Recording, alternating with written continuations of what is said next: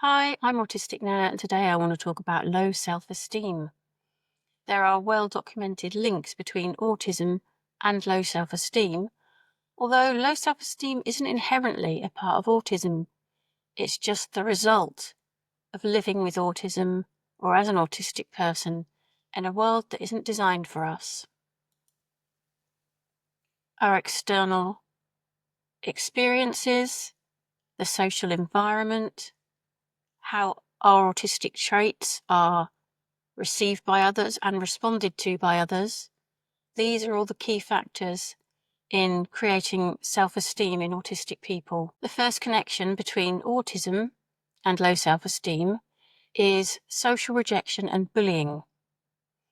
Autistic individuals, especially children, are far more likely to experience bullying.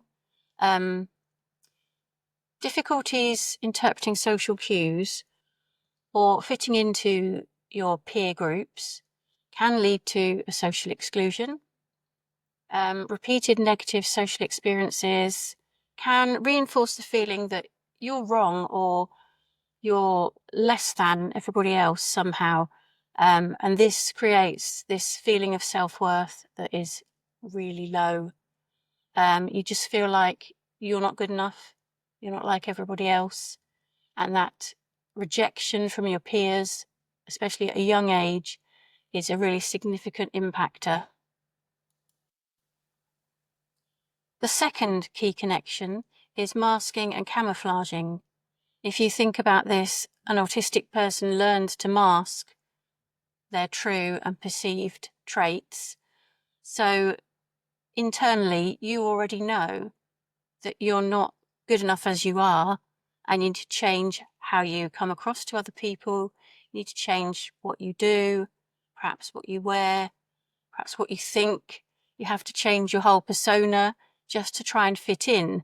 And obviously, if you're camouflaging to that extent, if you're masking and not being yourself, this just reinforces the fact that your true self is not good enough and you need to be someone else to be accepted. This leads on to key connection number 3, which is negative feedback and criticism. If you spend your life being told that you're hypersensitive, or you're being dramatic, or that you're being rude because of your direct speaking, all these things can also lead you to thinking that you're being criticised, people are misunderstanding you, it makes you feel like a failure, you feel inadequate, and again, this just leads to a feeling that you're defective in some way, and clearly that's going to give you low self-esteem.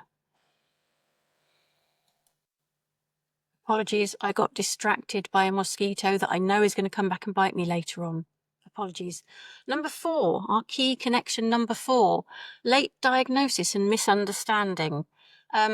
Many autistic people, especially if you are not white or male, get diagnosed later in life or are misdiagnosed with something else. Without the framework of autism, individuals can grow up simply thinking that they're broken or lazy or defective in some way. So a lack of self-understanding can stop self-compassion from developing. And this is very true for me. I've never felt good enough and never appreciated anything about myself. I've always hated myself and had no self-compassion. So yeah, I think that my late diagnosis, looking at it now, I can see that autism obviously was always there and I had no idea, and I couldn't understand myself and the way others treated me because of that. Okay, key connection number 5 is co-occurring mental health conditions. Autism, good start. Autism often coexists with anxiety, depression, OCD, and ADHD. All of these things can further affect self-esteem. And as I know from looking into the co-occurrence of autism and ADHD, which is up to 83%, you're quite likely to have ADHD, even if you haven't been diagnosed with it as an autistic person. So yeah, they will increase the feeling of overwhelm, failure, and they will especially impact you in environments that aren't tailored to suit neurodiverse brains and neurodiverse needs. Key connection number 6, struggles with identity and belonging. Autistic people may feel like they don't belong in either a neurotypical world or with other autistic people sometimes, funnily enough. As they say, you've met one autistic person, you've met one autistic person. I think autistic people can be just as diverse as an autistic person compared to a neurotypical person can be diverse. So, yep, the feeling that you're not like anybody else sometimes can just make you feel like you don't belong anywhere, really. So there's a continued feeling of alienation. You just feel like you don't belong. And that will indeed contribute to a feeling of low self-esteem and low self-worth. So, yep.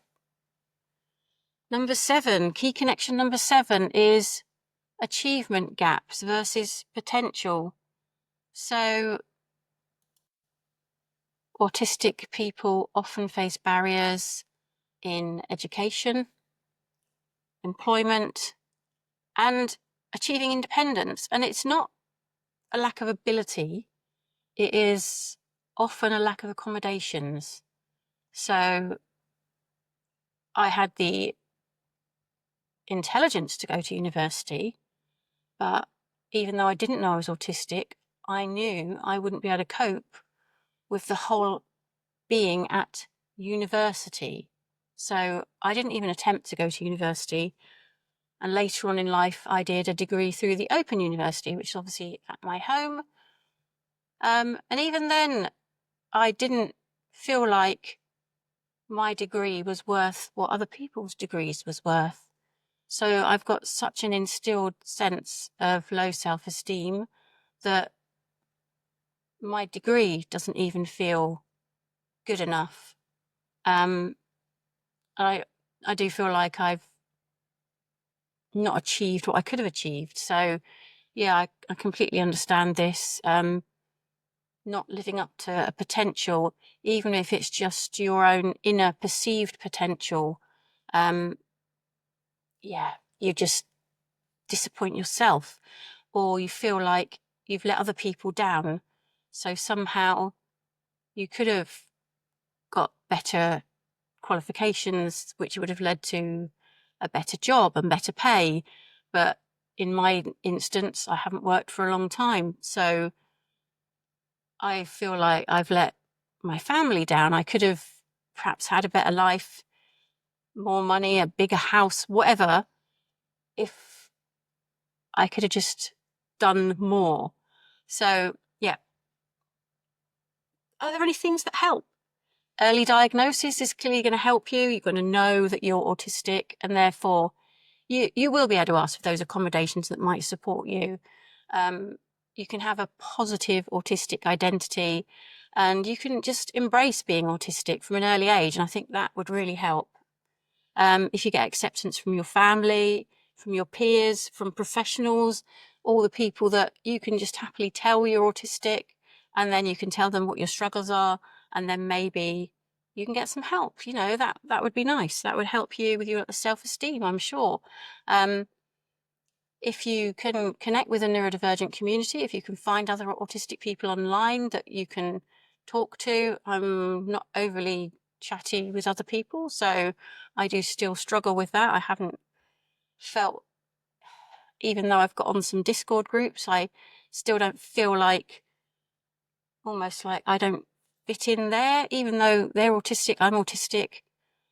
Even if they're ADHD like I am, so if they've got ADHD as well, I still just feel like I don't belong. I still got a feeling that I don't belong anywhere. Self-advocacy, which is kind of what I'm trying to do with my videos. So speaking up for yourself, you know, telling people what you need and what will help you. You've got You've got to get to that point. So I'm trying to do that now. I'm trying to do that here. Therapy might help. Again, I don't like talking to people, but if you could go and see a therapist that was, conversant in autism and ADHD, if you have ADHD too, then, if they can treat you with respect and give you some strength-based approaches that will help you to appreciate yourself, then, find a good therapist, and that could be the answers to everything. If anybody has any advice for any of us, please feel free to comment down below.